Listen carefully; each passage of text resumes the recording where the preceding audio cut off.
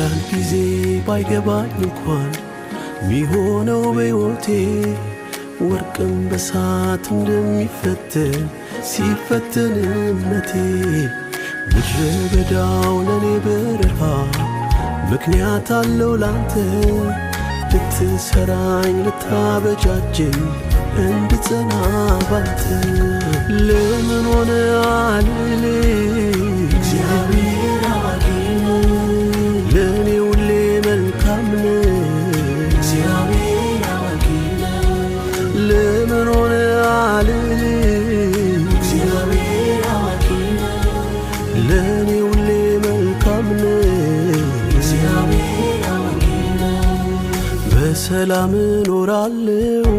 ልቤን በሱ ላይ ጥዬ አይደለሁም ብቻዬን አብሮኛል ጌታዬ